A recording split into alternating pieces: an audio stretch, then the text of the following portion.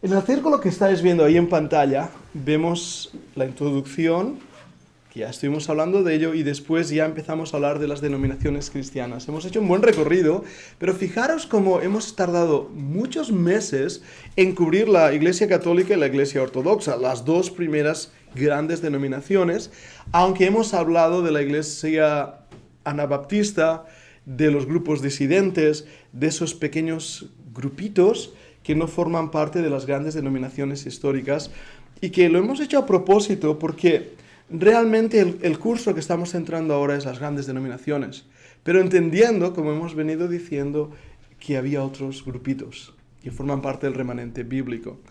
Y la Iglesia Católica, la Iglesia Ortodoxa, toda la división que vimos, el surgimiento de estos grandes bloques y cómo se fueron apartando de lo que sería realmente el cristianismo bíblico.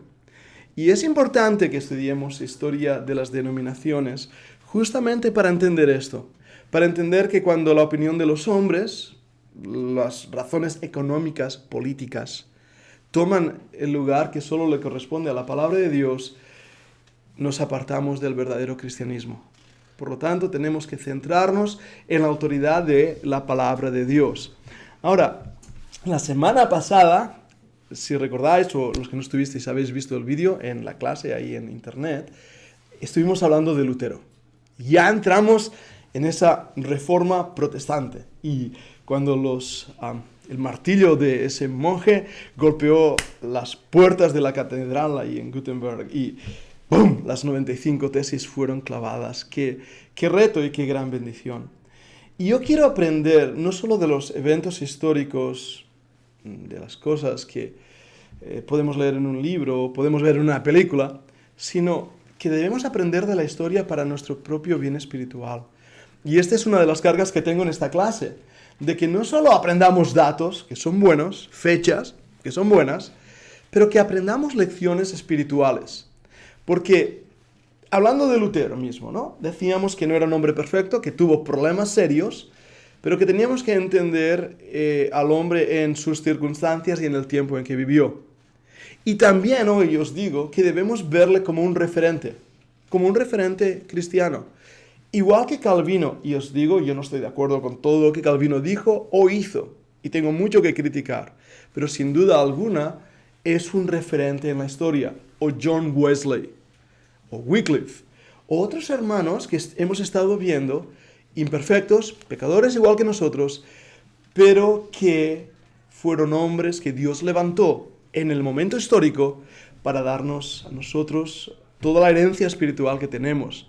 Y también aquí en España. Me gustaría dedicar un tiempo de ver también a los hermanos españoles.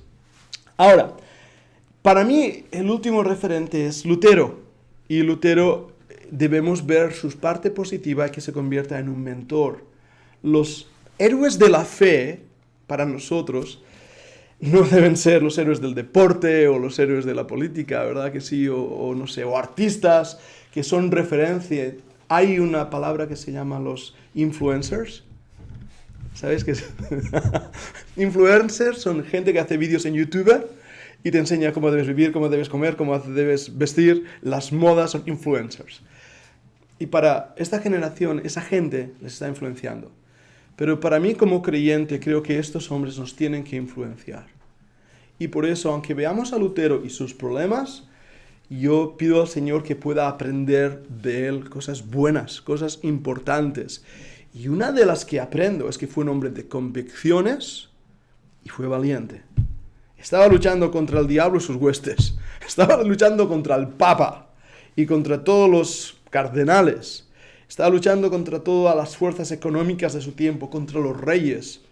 Y él tomó la palabra de Dios y dijo, mi conciencia está ligada a la palabra de Dios y otra cosa no puedo hacer, así me ayude Dios. Y eso es algo que para mí es una enseñanza extraordinaria. Y que os animo, porque de verdad creo que lo que falta en nuestras iglesias de hoy, del siglo XXI, es convicción. Es la valentía de creer lo que crees y la honestidad de poder decirlo y defenderlo. A veces uno está equivocado y tiene que rectificar, está bien, eso es de sabio, Pero cuando tú sabes que crees lo que crees por la autoridad de la palabra de Dios, tiene que ser una convicción y que nadie te mueva de esa convicción. Una convicción es algo por lo cual tú estás dispuesto a morir. Eso es una convicción. Si no, es una conveniencia. ¿Te conviene hoy? Lo haces. ¿No te conviene? No lo haces. Es una conveniencia y a veces hay cosas que son conveniencias. Pero cuando uno tiene esa convicción, estás dispuesto a luchar por esa convicción.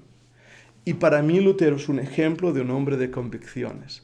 Entonces, la semana pasada, en nuestra historia de las denominaciones, vimos un poco la historicidad de Lutero, lo vimos ahí. No os dije que a la edad de 24 años se graduó de doctor en teología. Y era especialmente en leyes. Por eso se le conocía como doctor Lutero. Y empezó a enseñar en la catedral leyes.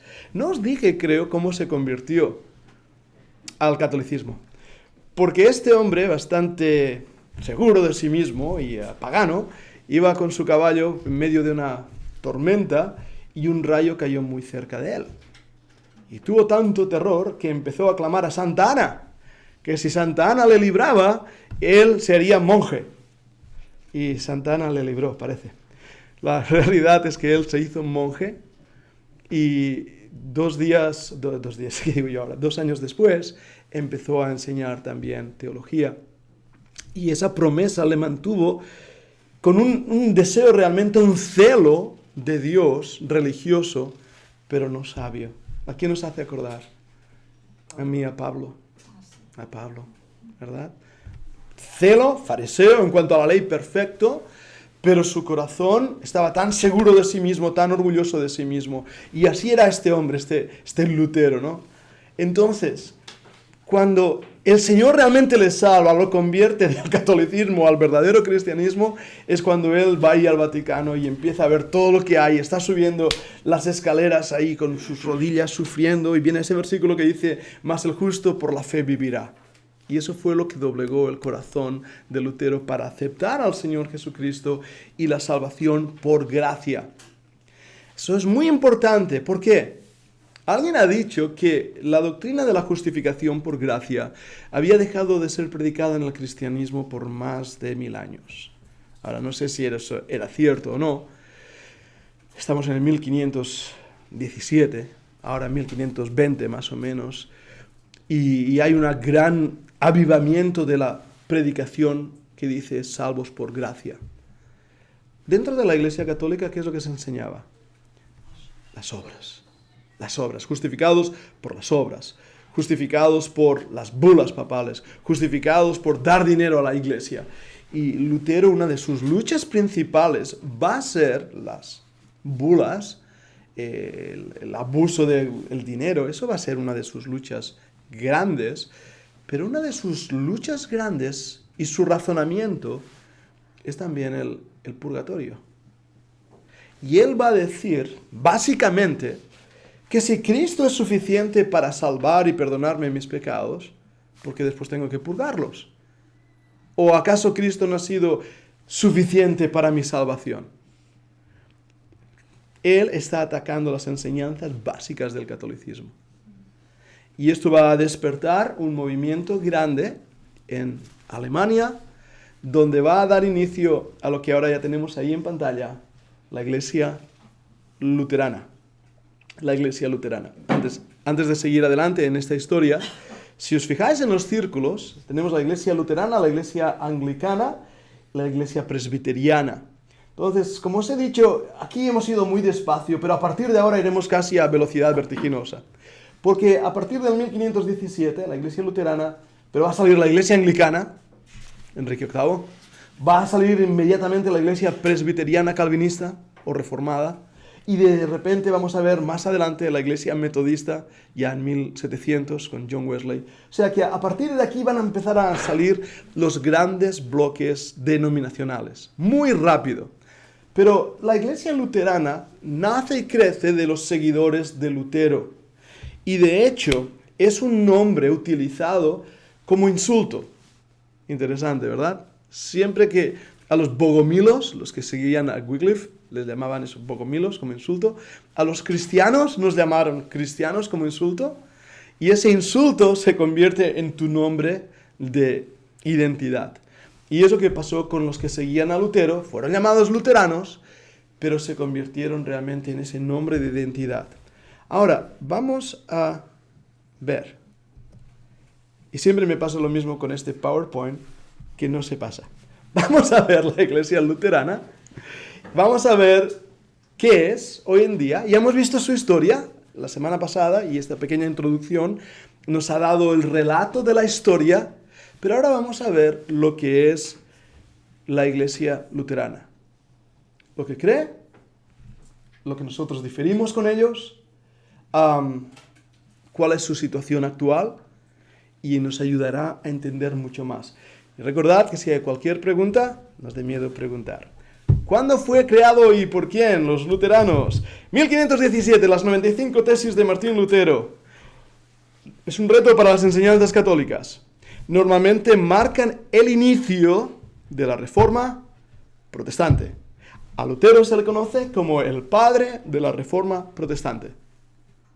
Había otros, y veremos desde los reformados radicales, los anabaptistas, a John Calvin y a todo el grupo que también le siguió allí en Ginebra más tarde, pero Martín Lutero es el padre de la Reforma protestante. Está intentando reformar la iglesia. Su objetivo, su visión general, es confrontar al papado con las herejías que se están enseñando, los abusos que hay en la iglesia, pero nunca salir de la madre iglesia. Lutero se considera un buen católico, pero va a ser a través de su pugna, de su lucha, y después con la ayuda de los sajones, los duques de Sajonia, que finalmente van a romper con el papado, y finalmente él va a tener que salir de la iglesia porque no le queda otro remedio. De hecho, el papa lo va a excomulgar. ¿Sabes qué es esa palabra, no? Te excomulgo. Eso es que te envía al infierno. ¿Y cuál va a ser la respuesta de Lutero? Papa, tú no tienes autoridad sobre mí. Me encanta. Me encanta. Es como decir, lo que tú estás diciendo no tiene valor alguno porque tu autoridad es cero. Así que, aunque tú me excomulgues, mi fe está segura y anclada en Jesucristo. Y Lutero tiene esa actitud, lucha, marca, avanza y da al pueblo de Alemania dos cosas que son muy buenas. Una, interesante, y para los que sois músicos seguro que os gusta, la música regresa a los creyentes. Ese punto, la música era en latín, todo era en latín, canto gregoriano, y era lo que se conocía en la Iglesia Católica. Nosotros no lo hemos vivido. El otro día, hablando con Manuel y con mi suegro, creo que mencionábamos cuando los curas, de espalda a la congregación, daban lo que en catalán se llama la letanía, la misa en latín. Por supuesto, nadie se enteraba de nada. Nadie se enteraba de nada. No sé si te acordarás de alguna palabra en latín, aparte de facta non verba discipulo dixerat, y esas cosas, ¿no? Gallia Proelium, Julius Caesar, todas esas cosas que uno aprende cuando estudia latín. Pero uno no se entera de nada, imaginaros esto. Ahora, Lutero toma y deja el latín a un lado y empieza a hablar en el idioma del vulgo, que quiere decir pueblo, el idioma vulgar, y empieza también a cantar las canciones populares. Y eso ha sido criticado, porque, ¿entendés lo que estoy diciendo ahora? Toma música secular del mundo. Ahora, por supuesto, no era rock, no era rap, era música popular, folclórica, conocida, y él cambia la letra y le pone música cristiana. Pero él y su esposa, que son muy músicos, siguen enfatizando la música y las navidades. Os lo dije, ¿no? Lo del árbol de Navidad. Y escriben un himno que todos cantamos en nuestras iglesias, o se cantaba, porque cada vez se canta menos. Castillo fuerte es nuestro Dios. Y cuando uno lee y canta eso, para mí es que eso es el himno de la Reforma. Castillo fuerte. Y después, ayúdame, Ana, Mendelssohn escribirá la Sinfonía de la Reforma, creo que fue él, y introduce la música de Lutero. Castillo fuerte es nuestro Dios. Y cuando tú lo cantas y lees lo que pone ahí, ¡wow! Dices, ahora lo entiendo. ¿Sí? Así que esas son cosas buenas que fue creado y por quién fue creado. Pero en el 1530 se produce lo que llamamos la Confesión de Augsburgo. Es la primera declaración de fe formal del luteranismo. Ahora, en este preciso momento, el luteranismo, 1530, con la Confesión de Augsburgo, ya no es catolicismo, es otra cosa. Acaba de nacer la denominación luterana. La confesión no es eso de que cuando éramos católicos íbamos al cura y nos confesábamos. La confesión es una declaración, una aseveración. Esto creo. Seguro en nuestro instituto bíblico hemos estudiado años a lo que era teología dogmática, la teología del dogma. Dogma viene de una palabra que es doqueo. Yo digo, yo creo, es lo que quiere decir. Y el dogma es como una confesión, es una declaración de fe, de principios. Es parte y continuidad de los grandes credos históricos. El credo de Nicea, el credo de Atanasio, el credo de los apóstoles, que es uno de los primeros mencionados, y que la Iglesia Católica, los que hemos sido católicos también lo aprendimos, ¿verdad? Creo en la Madre Iglesia Católica, ellos lo dicen así, pero que son declaraciones de fe, la de Atanasio, la de los apóstoles, que podemos nosotros realmente firmar, la declaración de Nicea. Hablan de la Trinidad, del Señor Jesucristo como Dios humanado, del nacimiento virginal del Señor Jesucristo. Entonces, la Confesión de Augsburgo es eso. Es un rechazo pleno y absoluto al papado y una afirmación de las tres solas de la Reforma, que después serán 5. Sola fe, sola fides en latín. Sola scriptura. ¿Quién me ayuda con? A ver cuáles os acordáis. Sola gratia, en latín, sola gracia. Soli Deo Gloria. ¿Me falta una? ¿Hemos dicho sola fides? Hemos dicho, no la habíamos dicho, ¿verdad? Sola fides, solo la fe. Entonces, estas 5, solo la fe, solo Cristo, solo Deo Gloria, sola Escritura, sola gratia, estas 5 solas son como las columnas de la Reforma protestante. Y ¿sabéis? Yo os comparto esto porque creo, y voy a ser muy cuidadoso con mis palabras para equilibrarme. Muchas veces cuando estudiamos estos momentos históricos tenemos la gran pugna entre el Calvino y Arminio, ¿verdad? Arminianismo y calvinismo. Y se han hecho muchos énfasis en los 5 puntos del calvinismo, el tulip, la teoría del tulip. Yo creo que hemos perdido, debido a este combate, el verdadero énfasis de todos estos hermanos. Tanto calvinistas como presbiterianos, como arminianos como luteranos. El énfasis no era los 5 puntos de contención, sino los 5 puntos de unión. Solo Deo Gloria, sola gracia, solo Cristo. El domingo prediqué en la iglesia, y creo que no se ha grabado en vídeo, creo que falló en mi móvil, pero prediqué un mensaje de los 15 axiomas de unión bíblica.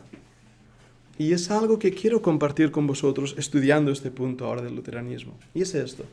Hay cosas que nos dividen, porque son diferentes cosas, con hermanos. Pero hay cosas que nos unen.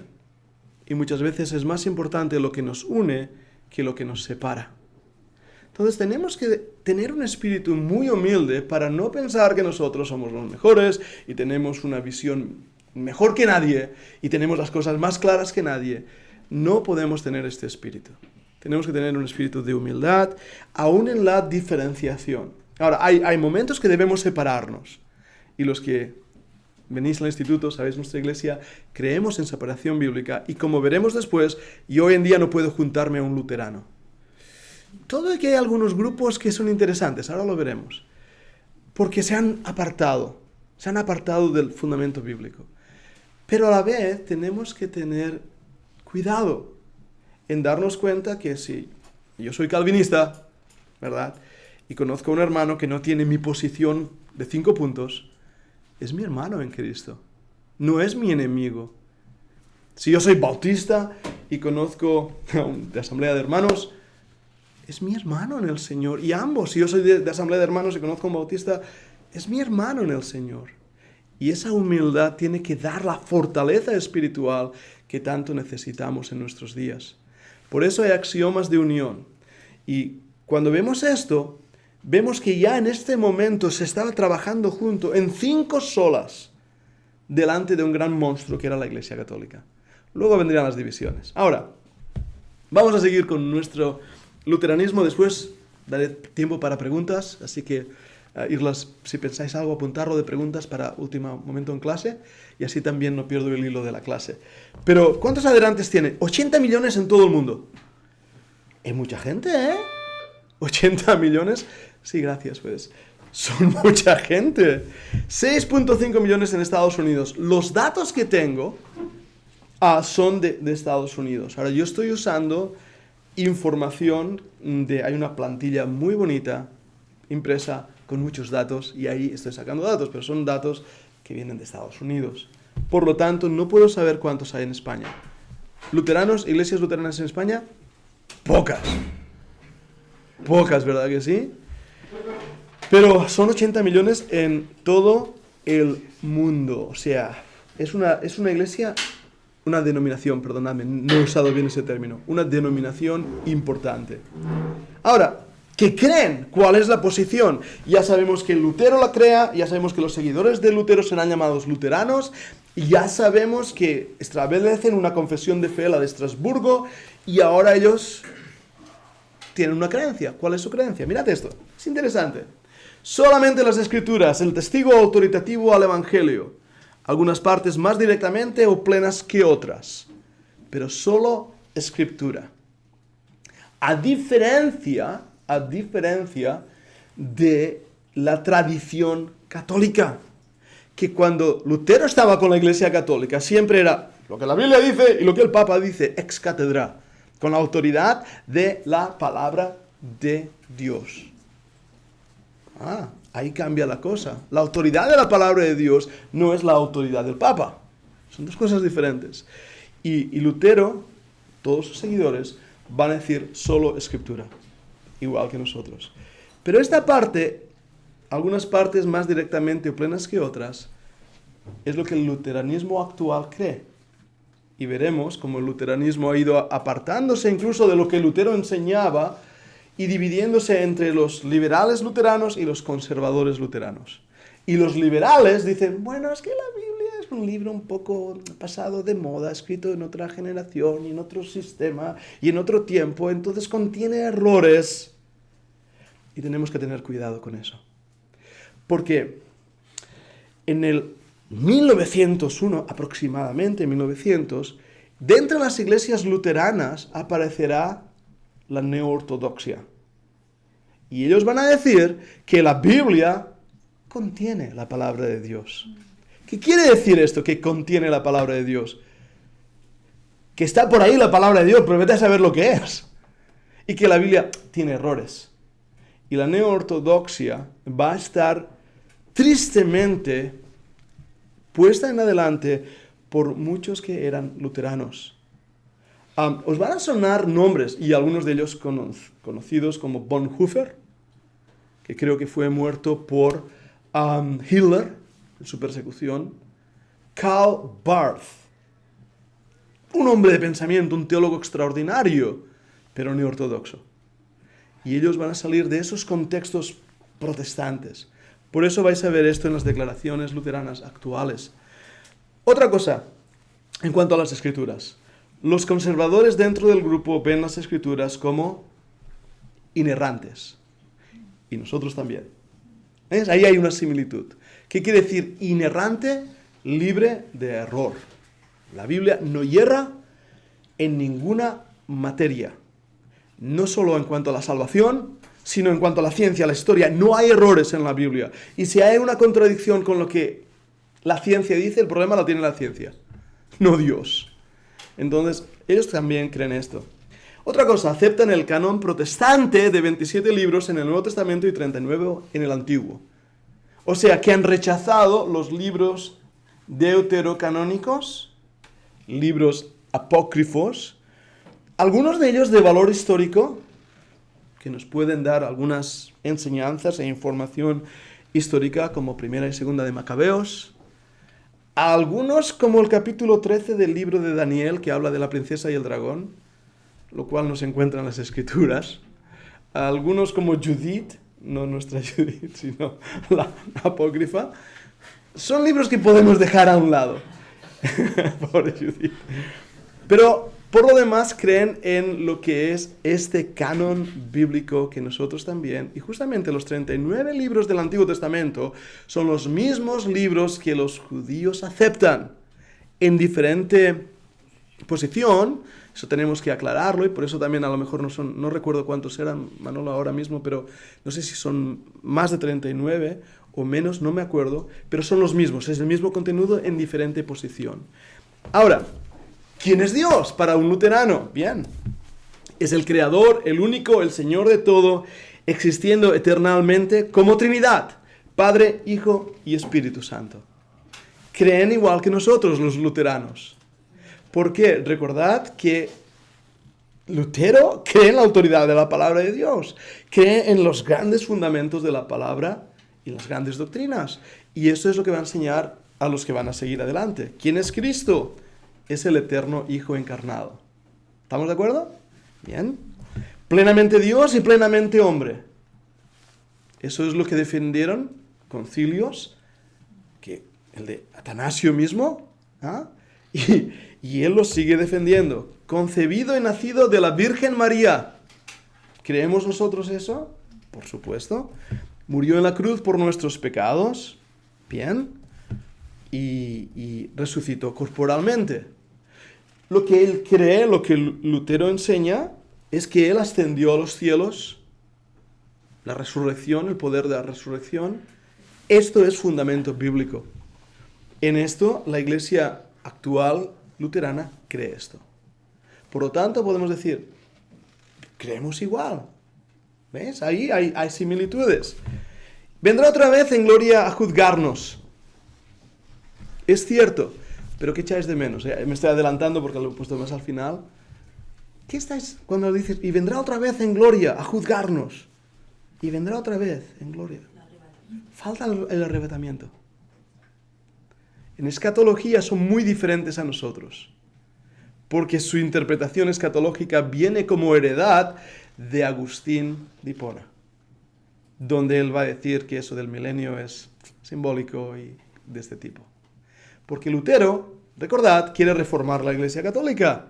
Así que al intentar reformarla va a traer una mochila llena de enseñanzas de la Iglesia Católica que no dejó atrás. Sigo avanzando. ¿Cómo somos salvos? Eso es vital. Somos salvos solo mediante la gracia. Solo gratia, del latín.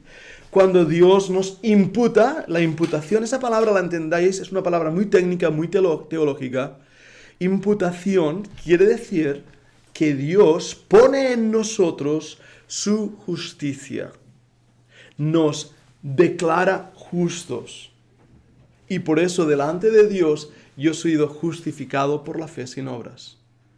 Su don de justicia a través de la fe sola. Sola fide. En Cristo. No en la Virgen, no en los santos, no en el Papa. Quien murió por nuestros pecados. Las buenas obras son el resultado inevitable de la verdadera fe. Pero de ninguna forma la base de nuestra justificación delante de Dios. ¿Amén? Sí, ¿verdad? Amén, amén, Lutero, buena cosa. Ahora, ¿qué pasa después de la muerte? Las almas de los fieles van al cielo inmediatamente y en el regreso de Cristo sus cuerpos serán levantados para la inmortalidad, la vida eterna.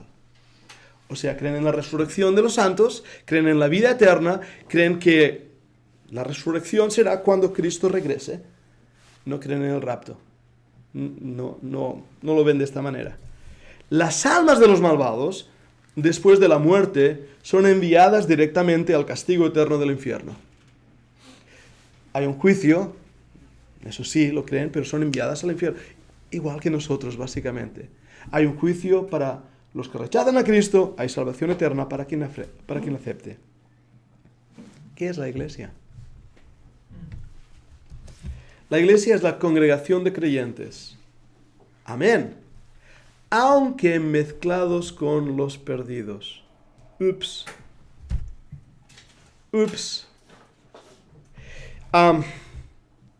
En la cual el Evangelio se enseña y los sacramentos son administrados correctamente.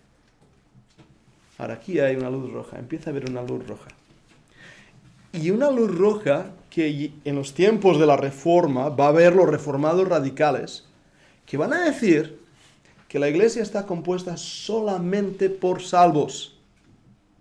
Solamente por salvos. Eso es la iglesia. Pero Lutero y sus seguidores están diciendo que la iglesia es la congregación de creyentes que están ahí mezclados con los perdidos. Ahora, en nuestras iglesias, el domingo tenemos a salvos y no salvos. Y uso esa palabra en nuestras iglesias, cuando en realidad debería decir en los nuestros locales. ¿Me entendéis? Porque la iglesia somos nosotros que hemos creído, somos el cuerpo de Cristo, somos los regenerados, somos los que hemos nacido del Espíritu. Eso es la iglesia. Pero en la mentalidad de Lutero, todavía la iglesia forma parte de ese edificio donde cuando entras en la Catedral de Barcelona, ¿habéis leído lo que pone? Si no lo han borrado, ya hace años que no entro para no pagar lo que cuesta entrar ahí. Pero pone Porta Caeli Domine, y se me ha ido la palabra, casa de Dios, del Señor, y puerta del cielo. Porta Caeli. Para el católico, ese edificio, eso es la iglesia. Y para Lutero, ahí están incrédulos y creyentes y todo mezclado. Ahora, si el Evangelio se enseña, eso es bueno, solo gracia, solo Cristo. Pero hay que correctamente, de una forma correcta, administrar los sacramentos. Y eso ya es sospechoso. Y ahora veréis por qué. Todos los creyentes son sacerdotes en cuanto tienen directo acceso a Dios. ¿Amén a ello? Y os comparto algo, no he terminado de estudiarlo, Daniel, no he terminado de estudiarlo, pero os comparto algo que me parece buenísimo. El otro día lo hablaba con Daniel, por eso lo menciona él. Ese versículo que dice que Dios nos ha hecho reyes y sacerdotes, puede ser muy probablemente que sea reino de sacerdotes. Lo tengo que estudiar y hay varios hermanos muy sanos que lo creen así, porque realmente el único rey de reyes es el Señor Jesucristo. Así que ese es un dato que yo no sé si nosotros vamos a estar reinando estrellas por ahí, no lo sé. Pero realmente lo que sí puedo decir y estar seguro es que nosotros somos un reino de sacerdotes. Es decir, el sacerdocio de cada creyente es enfatizado en la Biblia, no el reinado de cada creyente. Es un dato interesante que estoy estudiando, pero es muy interesante. Lo que sí está enfatizado en la Biblia es que todos nosotros somos sacerdotes del Señor. ¿Y qué hace un sacerdote? ¿Ah? No. Un sacerdote está ahí para adorar, es lo que hacían en el Antiguo Testamento, para sacrificar sacrificios de alabanza al Señor, para interceder. Y nosotros, delante del Señor, podemos interceder por almas perdidas, por nuestros hermanos. Nuestra función es esa. Y en la eternidad, yo no creo que vamos a estar en una nube tocando el arpa con unos pañales puestos. Lo siento. Vamos a estar adorando al Señor y glorificándole. Y no sé, lo que puedo imaginar no tiene ninguna importancia porque la Biblia no nos da mucha luz de esto. Pero sí nos muestra que hay una función en los cielos nuestra de sacerdotes que empieza ahora aquí en la tierra. Cada uno de nosotros somos sacerdotes. No necesitamos a alguien intercediendo entre Dios y nosotros, solo Dios. Esto es interesante, y esto lo dice el luteranismo, es lo que ellos creen. Todos los ministros son pastores. Algunos sirven como obispos. ¡Onda, mi madre! Ahora, Sin entrar en polémicas, pero hay cosas que sí sabemos, hay otras que no sabemos y podemos ahí hablar. Pero no hay duda alguna que la palabra obispo y pastor es la misma. Es la misma. Uno implica que es anciano, es no de viejito, sino de madurez espiritual. Otra implica que está haciendo una función, cuidar, alimentar al rebaño. Es el mismo hombre, el anciano y el pastor, es lo mismo, es lo mismo. Pero él va un punto más adelante y tal vez me gusta, que los ministros, y esa palabra aparece en la Biblia, ¿eh? Pablo era ministro del Evangelio. Y esa palabra está diciendo que todos aquellos que están sirviendo al Señor tienen una función de pastorear, de alimentar. Bueno, podemos ahí matizar algunas cosas, pero aquí saldrá un punto muy bueno como veremos. Y es que la sucesión apostólica es rechazada. Los luteranos no creen en lo que el Papa dice, que su autoridad viene directamente de Pedro. Sucesión apostólica. No, ellos rechazan esto. Ahora, ¿qué es el bautismo? ¿Estáis conmigo? Seguidme. El bautismo es necesario para la salvación. Ahí va. A través de él, tanto los adultos como los infantes reciben la gracia de Dios. ¿Veis ahí el problema? Pero si hemos dicho que solo salva por fe, por Cristo, hemos dicho eso y estábamos de acuerdo, Lutero. Pero ¿qué pasa con el bautismo?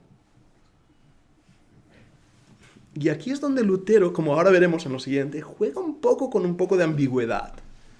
Porque el bautismo nos salva, pero te da no sé qué palabra usar, the means en inglés se llama, los medios, gracias Rosa, los medios de la salvación. El bautismo es como si sella tu salvación, tanto infantes como niños. Entonces también bautizan a infantes, ¿correcto? ¿Qué sacramentos tiene? El bautismo. ¿Y cuál otro? La cena del Señor. Igual que nosotros, ¿verdad?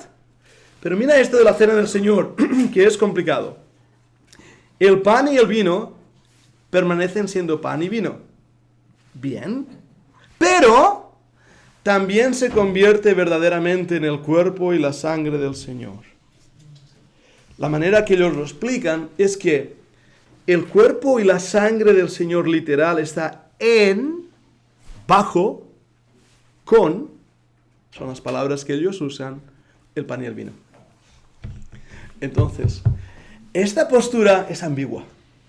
No es la transustanciación, y ayudadme en esto porque soy un mal católico, pero me parece que cuando el cura levanta la hostia, del latín, y no recuerdo qué significa, ¿te acuerdas, hermano, que era? Te miro a ti para... Pero es la palabra que ellos usan, la galleta santa, cuando la levanta y hace su oración, esa galleta se convierte en carne. Y cuando toma la copa, y ahí ves a Lutero temblando, y es algo que está en su biografía, le daba pánico, porque estaba la sangre de Cristo y está ahí temblando, levantándola, se convierte en la sangre de Cristo ese vino. Y eso se llama transustanciación, cambia la sustancia. Pero para Lutero no cambia. Sigue siendo pan, sigue siendo vino, pero ahí está el cuerpo y la sangre de Cristo. ¿Os dais cuenta el problema que estamos teniendo en el bautismo y en la cena? La liturgia eclesiástica es similar a la iglesia episcopal. Hoy en día, la liturgia, las reglas de culto, la forma de culto, es igual a la iglesia episcopal. Es que la iglesia episcopal es la iglesia anglicana. Pero no vas a ir a Estados Unidos y decir que es una iglesia anglicana, porque estos americanos se van a enfadar, sobre todo después de la Guerra de Independencia. Así que la iglesia anglicana de Inglaterra, en Estados Unidos, la llaman episcopal. Es la misma iglesia. Y de hecho no hay gran diferencia de la iglesia episcopal con la iglesia católica. No hay mucha diferencia. Y la forma de culto es muy similar. La liturgia. Ahora, y esto os puede sorprender, nosotros llevamos corbata. Hoy me la he sacado, y no reáis porque mi camisa me apretaba. Saco la corbata. quiero ser respetuoso a mis estudiantes, quiero llevar corbata, creo que es lo mejor dentro de la sociedad que vivimos. A lo mejor si estuviera en China sería de otra manera. Corbata está bien. Pero en ese tiempo, y viene por tradición, los ministros van a llevar una tira blanca. Lo habéis visto, ¿no? Y hoy en día, no solo los curas, metodistas la llevan, presbiterianos la llevan, y muchos de lo que llamamos la iglesia alta lleva ese distintivo. ¿Qué os parece si el domingo me lo pongo? No. Pero, ¿por qué hacen eso? Es una pregunta que tengo, es liturgia, es formalismo. Ahora, hay una enseñanza buena y una enseñanza que debemos ver. La enseñanza buena es que debemos dar lo mejor al Señor. Cuando vamos a la iglesia no vamos al campo, no vamos a la playa, vamos a adorar al Señor. Por eso es bueno hacer una diferencia en la actividad que voy a hacer. Y cuando estoy sirviendo al Señor, a mis hermanos, es bueno tener una buena presencia. Eso es la parte buena. La parte mala es que no me hace más santo ni más justo delante de Dios. Pero para la iglesia alta, luterana, es como yo soy mejor. La palabra reverendo, y yo tengo un póster ahí en casa, un título de esos que te dan en la universidad, que pone reverendo Pedro Piñol, porque yo fui nombrado reverendo. Pero ¿qué quiere decir reverendo? Que haces reverencia. ¿Veis la unión de palabras? Y eso no me gusta nada, porque el único que merece que le hagamos reverencia es el Señor. Pero vais a ver que la iglesia luterana hace mucho hincapié en esa liturgia, en esas formas, en esa grandiosidad, igual que la iglesia católica o la iglesia episcopal. Los luteranos conservadores afirman que Dios escoge a quienes tienen que ser salvos. ¿A qué os suena esto? Claro, claro. Doble predestinación. De hecho, Lutero escribirá un libro que es La esclavitud de la voluntad humana, en el cual dice que el hombre no tiene voluntad, cero voluntad. En el año 2009, la ELCA, que es la Iglesia Luterana Americana, de iglesias americanas, traduzco, abrió el ministerio a pastores homosexuales y lesbianas en relaciones comprometidas. Y esto no sé si lo he traducido bien. Relaciones de compromiso, más bien. Es decir, cuando tú eres homosexual pero solo tienes una pareja, o eres lesbiana pero eres fiel a tu pareja, tienes una relación de compromiso con otra mujer, puede ser también ministra luterana. Y en Nueva York hay una de las iglesias ahí que hay una mujer lesbiana y hay una iglesia para gays en Nueva York, dentro de la iglesia luterana. Si Lutero levantara la cabeza, creo que voy a decir que la volvería a poner. Pero esto es lo que vemos de las denominaciones, cuando se van apartando de la palabra del Señor, se convierten simplemente en tradiciones de los hombres. Las mayores divisiones o tendencias de hoy, esto os lo menciono para que os suene, sería la Evangelical Church in America, es la iglesia principal en los Estados Unidos, en el 1999, fijaros estas fechas, son muy recientes, la iglesia americana luterana aprobó comunión completa con la iglesia episcopal. ¿Qué hemos visto aquí ahora? Movimiento ecuménico. La iglesia luterana en nuestros días está volviendo a Roma. De hecho, el movimiento ecuménico, tenéis que entender que la función principal es volver a la iglesia madre, queridos hermanos separados. Roma seguirá siendo Roma, el Papa seguirá siendo el Papa, pero lo que hacen es unir y aceptar otra vez la autoridad papal. Y Lutero rechazó esa autoridad, pero el luteranismo hoy en día está volviendo a ir juntito de la mano con el Papa de Roma. ¿Sabéis que el Papa envió a Lutero al pozo más grande del purgatorio? No lo envió al infierno, Y la pregunta que se le ha hecho al Papa es: ¿por qué no sacas a Lutero de ahí? Como si el Papa tuviera autoridad. O sea, los luteranos han pedido al Papa: por favor, Papa, sácalo del ¿dónde está, no? Del último peldaño. El sínodo luterano en Missouri es doctrinalmente conservador. Este es un grupo conservador, cree doctrinas conservadoras, pero ¿Cuáles son las mayores divisiones? La postura doctrinal del luteranismo viene reflejada por el libro de la Concordia, y este libro fue escrito en esa unión que os dije, en esa confesión de Augsburgo. Se escribió un libro llamado el libro de la Concordia, del inglés The Concord Book. Concordia porque contiene el credo apostólico, el credo de Nicea, el credo atanasio y la confesión de Augsburgo. Lo pusieron todo junto con el catecismo mayor y el catecismo menor, escrito por Lutero, y los artículos de fe de Smalcald. Todo eso hicieron un libro llamado el libro de la Concordia.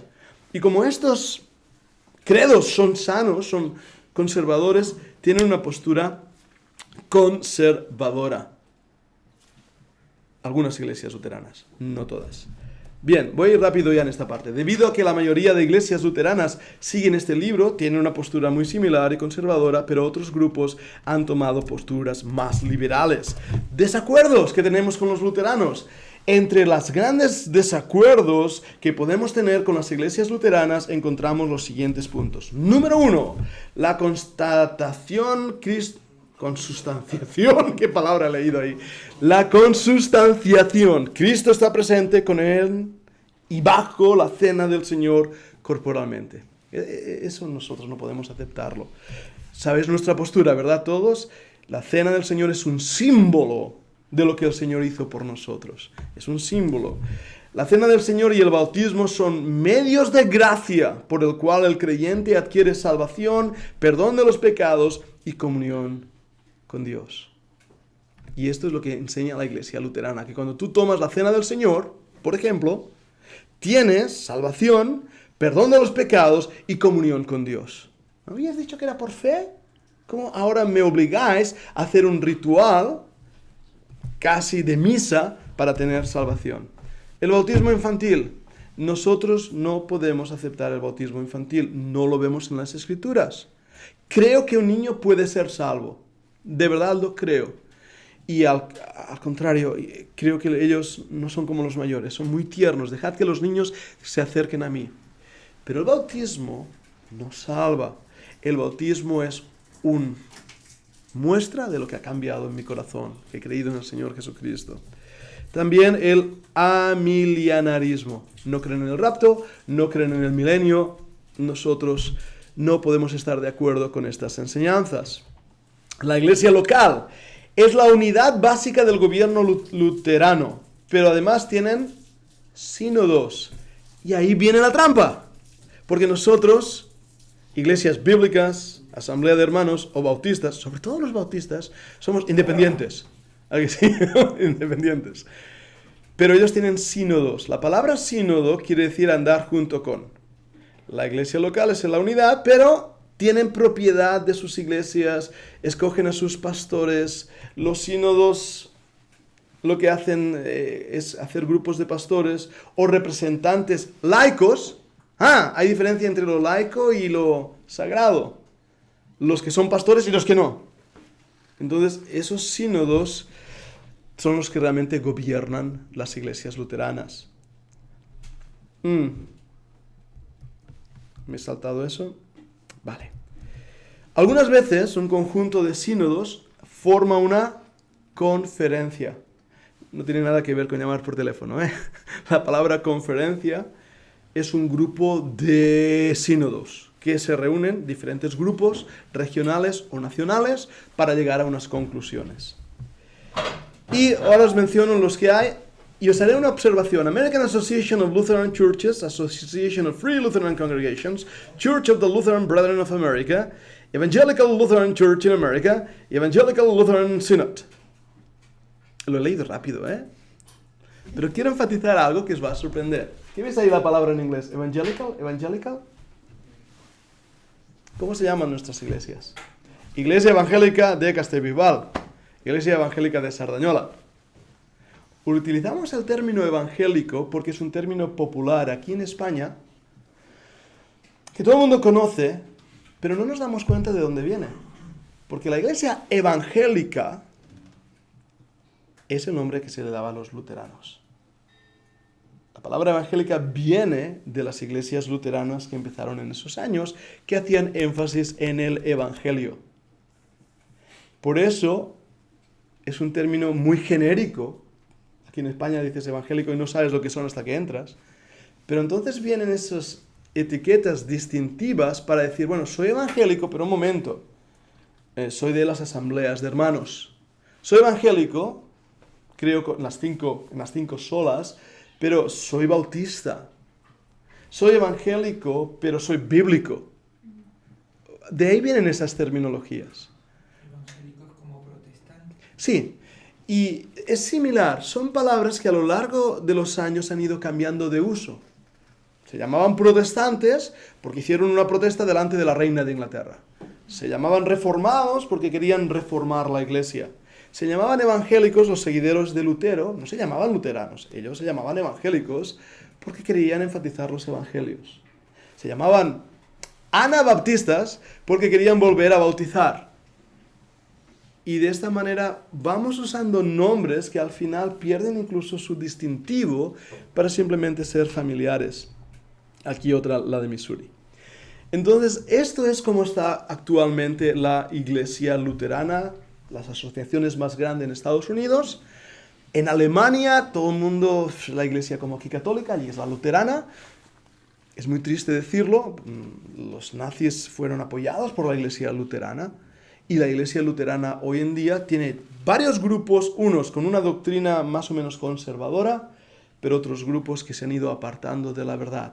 Nosotros diferimos con ellos en grandes cosas como la cena del Señor, el entendimiento de la salvación, el bautismo. Estas cosas son cosas que nos apartan y sobre todo la liturgia que se convierte en una liturgia más católica que nosotros, evangélica, por así decirlo. Así que esta es la denominación que llamamos luterana. Bien, es intenso, mucha información, pero espero que os haya respuesto a algunas de las preguntas. Tiempo para respuestas. Si hay preguntas, si hay alguna cosa que deba aclarar. Una pregunta yo tengo, cuando hacen estas conferencias o sínodos o lo que sea, ¿ellos también tienen una jerarquía? Hay una organización, no creen en jerarquía.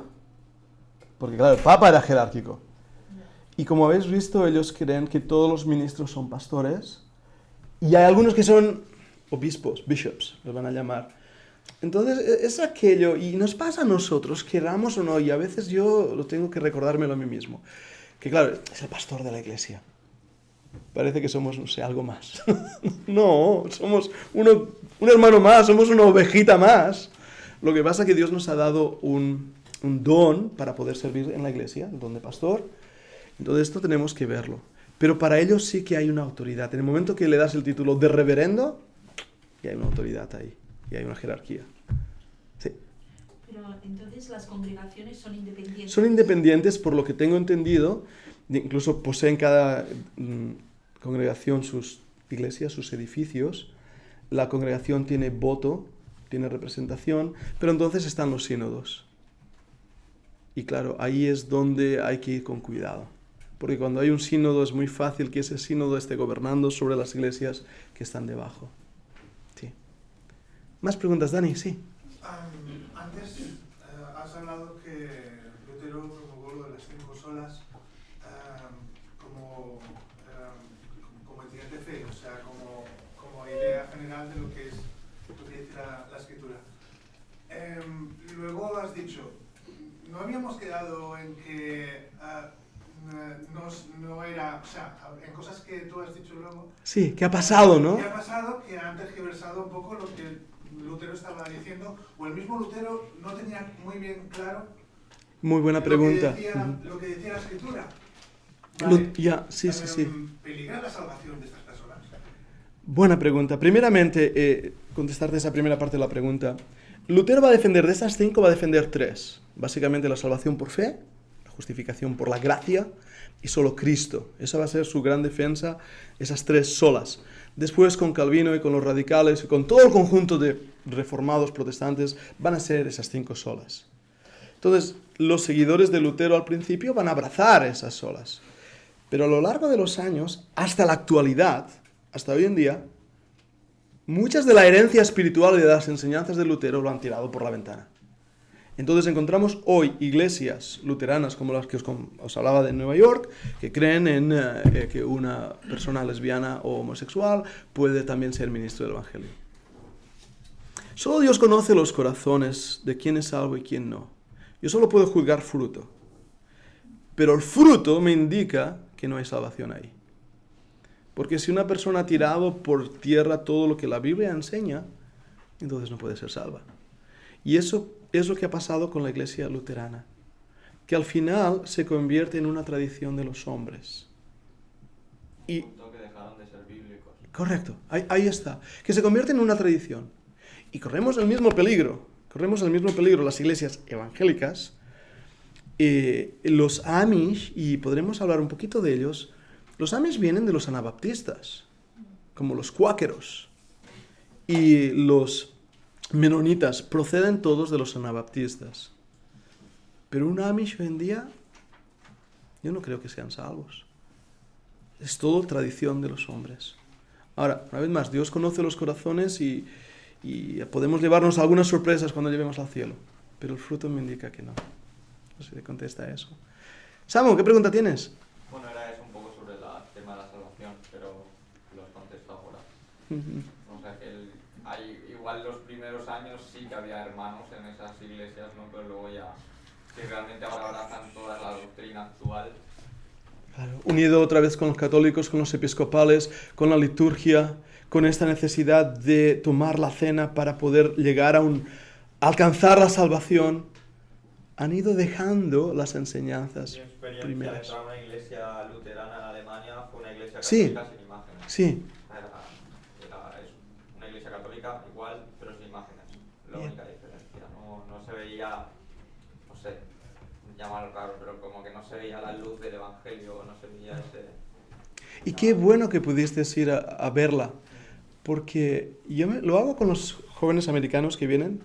Muchos americanos no han entrado a una iglesia católica aquí y no saben lo que es el catolicismo rancio, perdonad la palabra, y cuando lo ven es que se les cae el alma al suelo. Se les cae el alma al suelo porque se dan cuenta lo que realmente es el catolicismo. Entonces el luteranismo es una iglesia católica sin santos. Ya. Sí, Tony. Hemos visto que la iglesia luterana cree en la necesidad del bautismo o de la cena al Señor como medio de salvación. Sí. Pero ¿esto es algo que a lo largo del tiempo se ha ido como decayendo o eso ya lo creía Lutero? Lutero ya lo creía. Y es un poco lo que también tenemos que ver cuando se hablaba de convicciones, Tony, es que, por ejemplo, yo puedo tener una convicción muy fuerte en ella y otro no tan fuerte.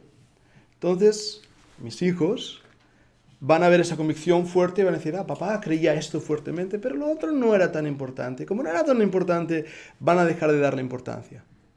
Mi nieto ya ni hablará de esa pequeña convicción, porque de generación en generación hay una pérdida de valores, hay una pérdida de convicciones. Entonces Lutero fue flojo, en algunas cosas fue flojo, y sus seguidores, esa flojera se convirtió en falsa enseñanza. Y a lo largo ya, después de 1500 hasta ahora, no soy matemático hacer el número de cuántos cientos de años han pasado, pero 600 años, más o menos, 700 casi, la iglesia luterana ya se ha ido. Es aquello que decimos de la brújula, seguro que lo habéis escuchado alguna vez, que si una brújula está 2 grados fuera del norte, en 10 kilómetros son 2 kilómetros de fuera del lugar de alcance. Entonces, la importancia de tomar convicciones bíblicas y no moverse. Sí, Ece. Estaba pensando que qué interesante que es el tema de que la iglesia pase de ser la congregación en sí al local, ¿no? Sí. Que la cantidad de errores que puede conllevar eso. Y me pasa a mí a veces hablando, vamos a la iglesia. Me pasa a mí. Y no es la iglesia. Muchas veces vienen más de las asambleas y de las antiguas iglesias de Barcelona que le decían la capilla. Lo digo bien, ¿verdad? Es una buena palabra. He oído por ahí el templo. Esa no me gusta tanto. El tabernáculo. Casa de oraciones. Es un local. Sí, la iglesia sois vosotros, me apunto, somos nosotros. Eso es la iglesia, pero ahí viene de ahí. Y a la vez hasta hasta puede llegar a cometer el error de empezar a santificar los objetos, ¿no? También, Sí, y es lo que pasó. que es lo que puede llegar a pasar. Sí. Y de ahí viene toda la liturgia, que la liturgia viene de Agustín. Sí, es que Manolo le miro a él porque sabéis que él fue monje, fraile. No sabíais eso, ¿eh? Fue fraile. Entonces, un día que nos cante la letanía, aquí leemos. Y no, ya lo sé. Y verdad que viene de ahí esa costumbre y todo lo que son las reliquias. Y todo lo que son los objetos santos. Y el incienso. Y el agua bendita del bautismo. Y toda esa parafernalia. Que, cuando entras en una catedral de Barcelona, a mí me entran unas ganas de cantar Castillo Fuerte a todo volumen. Y están todos los turistas. No hagas fotos. No, clic, clic. Ya. No, es un edificio. Es un edificio. Una pregunta. Sí, y después Manolo. Sí, Ana. ¿Quién fue el papa que es como igual Lutero? ¿Qué papa fue? ¿Por qué me haces preguntas tan difíciles? ¿Quién fue? Creo que fue León X o León VIII, pero no me acuerdo. Deberes para la próxima semana. Fue León, fue uno de los leones. ¿Qué papa fue el que excomulgó a... Buena pregunta. Yo me lo sabía, lo prometo que me lo sabía. Pero no recuerdo. Creo que fue León X, pero no estoy Fue que seguro. mandó al infierno, ¿no? Has dicho, ¿no? ¡Claro! El purgatorio. Sí. Pero si ahora no creen en el purgatorio, ¿dónde está Lutero? Se habrá perdido. En el limbo. Pasó por el purgatorio. ¿Os dais cuenta la contradicción de la Iglesia Católica? Tampoco creen en el limbo, así que... Manuel, sí, que... Sí, que estamos viendo es una historia de las denominaciones. Sí. Y entre ellas está la denominación luterana. Sí. Entonces, ¿es apropiado decir la iglesia luterana? Hay las iglesias luteranas. Ya, sí, muy buena Pero pregunta. ¿la iglesia luterana? Yo creo que la Iglesia, bíblicamente hablando, hay solo una. Hay solo una. Y eso es muy importante. Todo lo demás que podamos definirnos es como las etiquetas que a veces nosotros mismos nos ponemos. Pero de Iglesia es santa, justa y buena. Y tenemos que ir con mucho cuidado, y esto es gratis, esto no viene en la lección, pero os lo doy, ¿vale? Entonces, material gratis. Cuando hablamos incluso de la apostasía y lo mal que está la Iglesia, tengamos cuidado. La Iglesia del Señor Jesucristo es pura, con vestimentas de lino puro, limpiada en la sangre de Jesucristo. Entonces, y yo he cometido ese error, por eso os lo estoy compartiendo. La Iglesia de Cristo es santa y pura. Ahora, esto es una denominación de ese cristianismo. Lo que pasa que a veces, a mí mismo, en la clase, voy a la iglesia, o la iglesia luterana, me va a pasar, porque hemos caído en ese uso. Pero lo que dice Manolo es muy importante, solo hay una iglesia y es la de Jesucristo. Entonces no está bien decir, bueno, no sé, la iglesia evangélica, La Iglesia Católica. La iglesia católica, iglesia católica, bíblicamente no está bien. bautista, La iglesia bautista, bíblicamente de iglesia solo hay una. Los redimidos, nacidos de nuevo, sellados con el Espíritu Santo, la sangre del Cordero, eso es la iglesia de Jesucristo. Todo lo demás es palabrería humana, pero tendemos a pensar eso. Y eso parece que no y juega con nuestra mente, ¿eh? Pero luego están las 7 iglesias. Las 7 iglesias. Y eso es una buena opción. Porque, ¿cómo? El ángel es el pastor, nosotros creemos, aunque sé que hay diferencia, pero sí. Las iglesias locales. Las iglesias locales, que será una de las luchas también de los bautistas, y en ese aspecto me ha gustado, y también de las asambleas, hablar de congregaciones, de asambleas, que es la palabra que... Miro, porque sé que vienes del grupo de ellos. Sí, perdona, no, Rosa. pero la Biblia dice, escribe el ángel de la iglesia en Éfeso, de la iglesia en Iglesias Esmirna. locales. De la iglesia en iglesias locales. Local. La semana que viene. Eso es muy bueno. Como Eso el es. cacho de iglesia que está ahí. Eso es, el cacho de iglesia que está ahí. Y por eso las iglesias bautistas van a hacer mucho énfasis, y esto es meterme un poco en... Así, pero os lo digo, en las iglesias locales. Y hay bautistas que no creen en la iglesia universal, solo en la iglesia local. Porque ellos dicen que eso de la iglesia universal es un término que no podemos definir hasta que estemos en el cielo. Yo creo que hay una iglesia universal y una iglesia local. Y ya está. Sí. Va con eso que estás diciendo, lo que quería comentarte. Es que es como, ponerle el nombre de una persona a una iglesia. Es como si aquí en Castelbilbao fuera la iglesia evangélica de Pedro. Sí. Es iglesia evangélica Lutero, no sé. Sí. Me llama la atención eso. Yo por lo que sé de Lutero no quería que se le nombrara de esta manera. No creía en la palabra luterano, ni No. que se le diera una posición especial a Lutero.